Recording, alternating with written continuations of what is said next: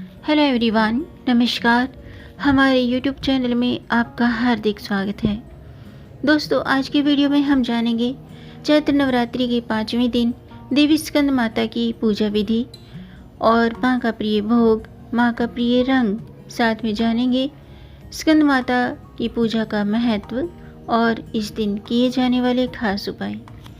दोस्तों, माँ दुर्गा के 9 रूपों की पूजा करने के लिए नवरात्रि के त्यौहार को बहुत ही महत्वपूर्ण माना जाता है।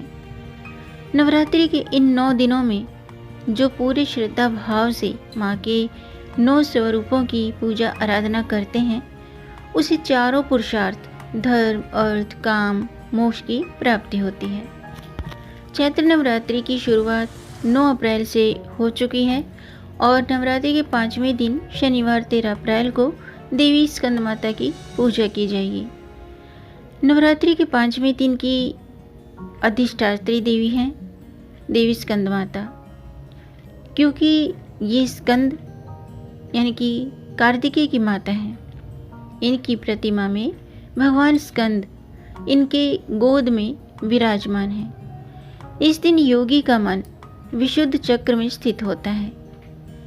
इस चक्र में अवस्थित होने पर समस्त लौकिक बंधनों से मुक्ति मिल जाती है और देवी स्कंद माता में अपना पूरा ध्यान केंद्रित हो जाता है। स्कंद या कार्तिकेय या कुमार अनेक नाम से इन्हें जाना जाता है। कार्तिकेय भगवान को इनका वाहन मोर है। जब देवासुर संग्राम हुआ था तब ये देवताओं के सेनापति थे। स्कंद माता के दाहिने हाथ में निचली भुजा में कमल का फूल है, बाएं हाथ में वर मुद्रा धारण किए हुए हैं। ये शुभ वर्ण की हैं और सब भक्तों की इच्छाएं पूर्ण करती हैं। इनकी भक्ति से हम इस लोक में सुख का अनुभव करते हैं और इनकी भक्ति से सारे दरवाजे, सुख के सारे दरवाजे खुल जाते हैं। इनके पूजन के साथ साथ कार्तिकेय का पूजन भी जरूर करना चाहिए। सौरमंडल की देवी होने के कारण ये संपूर्ण तेज से युक्त हैं।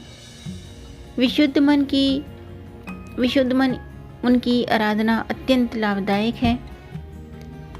देवी पुराण के अनुसार आज के दिन 5 कन्याओं को भोजन जरूर कराना चाहिए और इस दिन हरे या पीले रंग के वस्त्र पहनकर पूजा करनी चाहिए। तो दोस्तों, आज की वीडियो में हम जानेंगे साल 2024 में चैत्र नवरात्रि के 5वें दिन माँ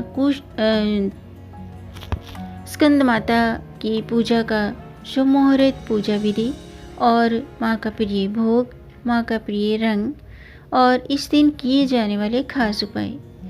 तो वीडियो शुरू करने से पहले आपसे एक खास बात।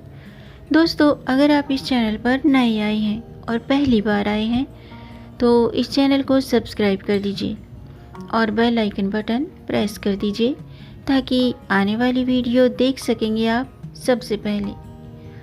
और जिन्होंने मेरा चैनल सब्सक्राइब कर दिया है उनका दिल से आभार, बहुत बहुत धन्यवाद। दोस्तों, इसी तरह मेरे चैनल के साथ जुड़े रहिएगा और अपना प्यार हमें देते रहिएगा। वीडियो को अंत तक ज़रूर देखिएगा ताकि कोई भी जानकारी छूट न जाए, क्योंकि दोस्तों आधी अधूरी जानकारी से पूरा लाभ नहीं मिलता है। इसलिए हमारे साथ अंत तक बने रहिएगा। तो आइए शुरू करते हैं।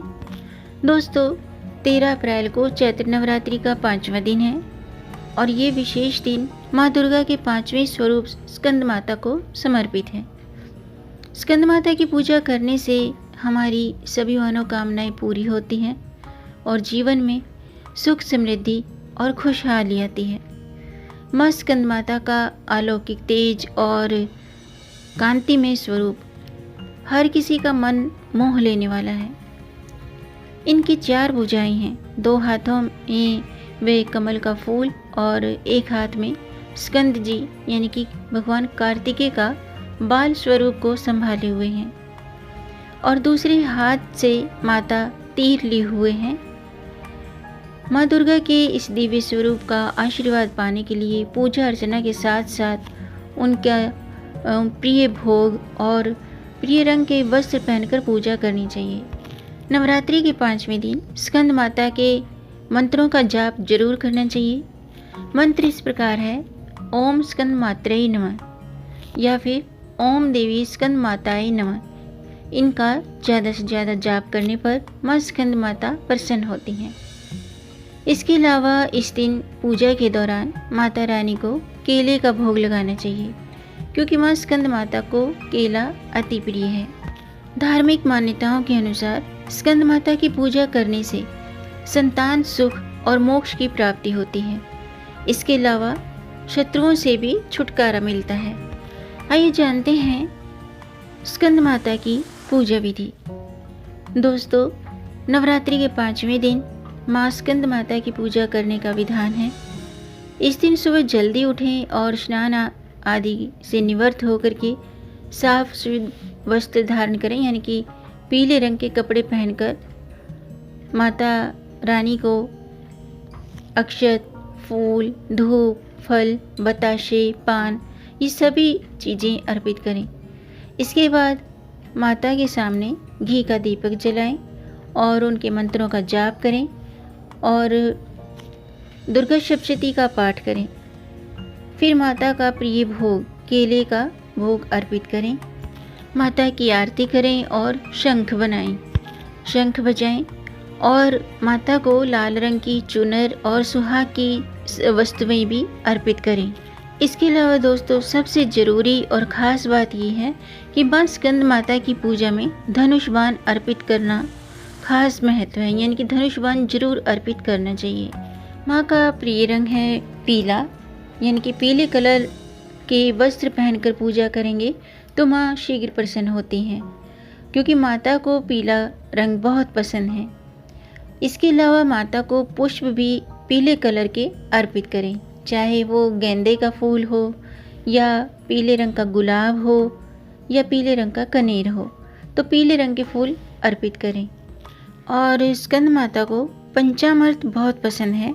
अगर आप पंचामृत का भोग लगाएं तो स्कंद माता मनचाहा वर देती हैं। तो केले के भोग के साथ साथ आप पंचामृत अर्पित जरूर करें। दूध से बनी कोई भी चीज़ उसमें पंचमेवा डालकर भोग लगाएं। खीर का भोग लगाएं तो खीर भी माँ को बहुत प्रिय है। ऐसा करने से माता प्रसन्न होती हैं। इस तरह से स्कंद माता की विधि पूर्वक पूजा की जाए और माता की प्रिय चीज़ें अर्पित करने से माता प्रसन्न तो होती ही हैं, इसके अलावा माता अपने भक्तों को मनचाहा वर देती हैं। घर में समृद्धि आती है और समृद्धि के साथ साथ परिवार में बरकत होती है। पूरे परिवार की स्कंद माता रक्षा करती हैं, संतान की रक्षा करती हैं और संतान की तरक्की भी होती है, रुके हुए कार्य बनते हैं। आइए अब जानते हैं माँ स्कंद माता की पूजा और व्रत करने के लाभ।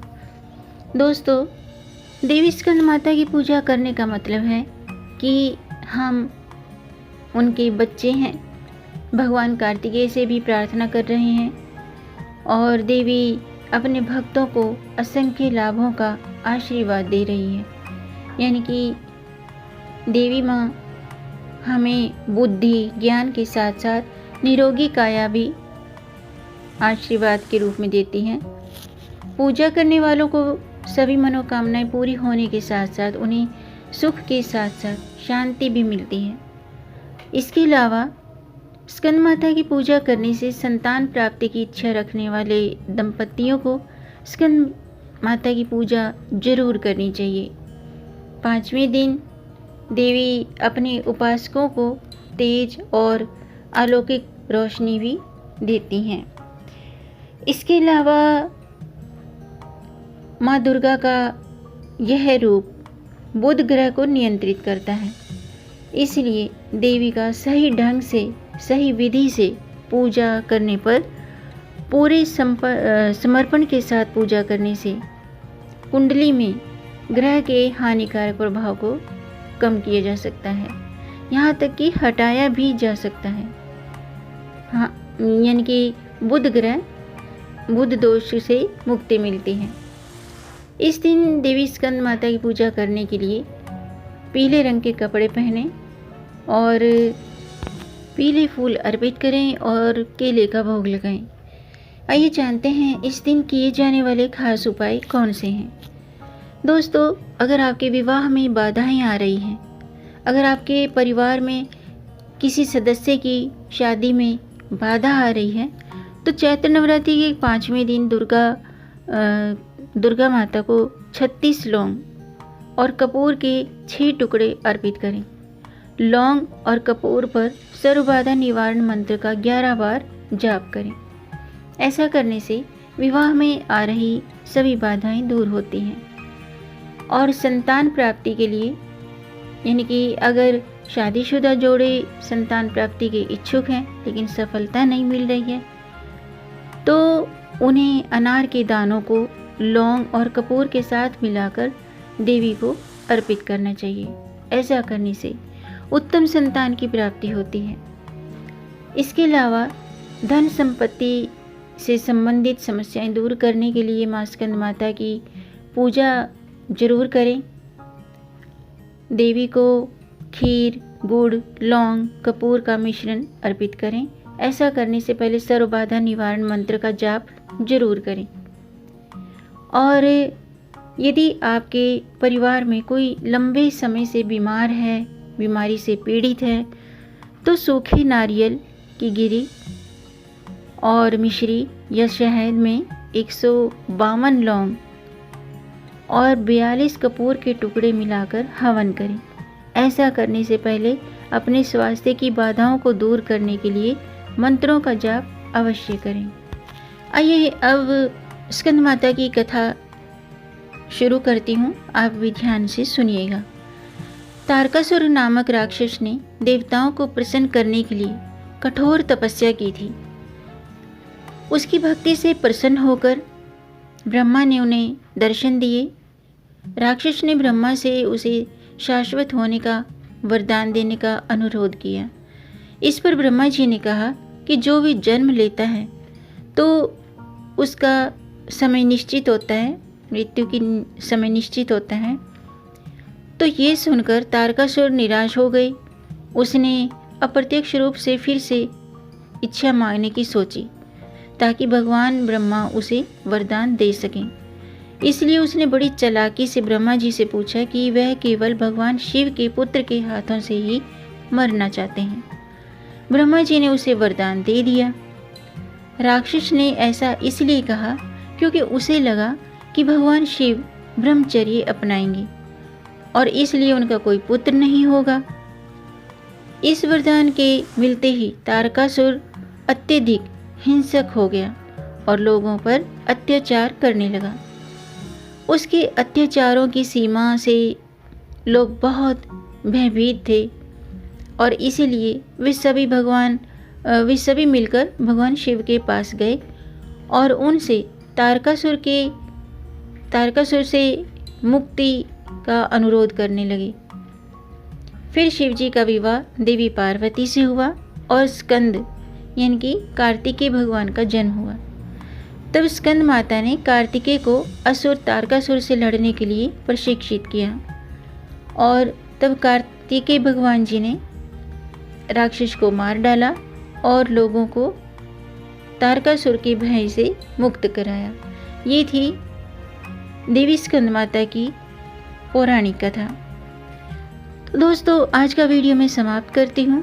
उम्मीद है आपको ये जानकारी पसंद आई होगी। अगर आपको ये जानकारी, ये वीडियो अच्छा लगा हो तो आप इसे लाइक कर सकते हैं और इस जानकारी को आगे बढ़ाकर अपनी फैमिली में, अपने फ्रेंड्स में ज़्यादा से ज़्यादा शेयर कर दीजिए ताकि औरों को भी इससे लाभ प्राप्त हो। और अगर आपका कोई प्रश्न है या कोई सुझाव है तो कमेंट बॉक्स में ज़रूर लिखिएगा। मेरे चैनल को सब्सक्राइब ज़रूर कीजिएगा ताकि आने वाली वीडियो देख सकेंगे आप सबसे पहले। वीडियो को अंत तक देखने के लिए आपका बहुत बहुत धन्यवाद। मिलेंगे नई जानकारी के साथ, तब तक आप खुश रहें और स्वस्थ रहें। अपना ख्याल रखें और अपनों का भी ख्याल रखिएगा। जय माता दी, जय श्री हरि, हर हर महादेव।